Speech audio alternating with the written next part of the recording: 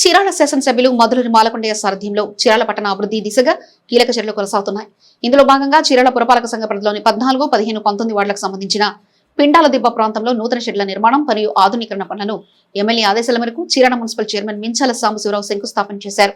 ఈ సందర్భంగా చైర్మన్ మాట్లాడుతూ ప్రజలకు మెరుగైన మౌలిక సదుపాయాలు కల్పించడమే ప్రభుత్వ ప్రధాన లక్ష్యమని, అందుకనుగుణంగా అభివృద్ధి కార్యక్రమాలు వేగవంతంగా అమలు చేస్తున్నామని తెలిపారు. అభివృద్ధి కార్యక్రమాల్లో భాగంగా తూర్పు రెడ్డికే బజార్లోని నూతన రహదారి నిర్మాణానికి కూడా శంకుస్థాపన నిర్వహించినట్లు తెలిపారు. ఈ పనులు పూర్తయితే స్థానిక ప్రజలకు మరింత సౌకర్యవంతమైన వాతావరణం ఏర్పడుతుందని అన్నారు.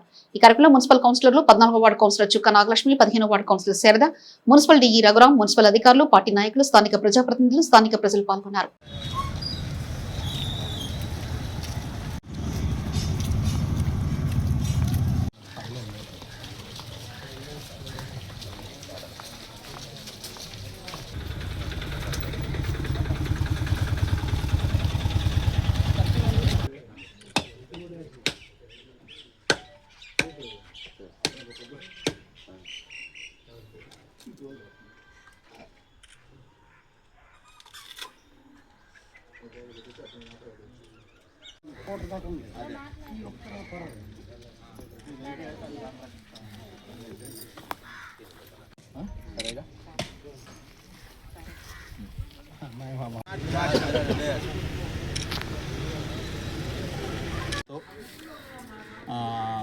శంకుస్థాపన చేయటం జరిగింది.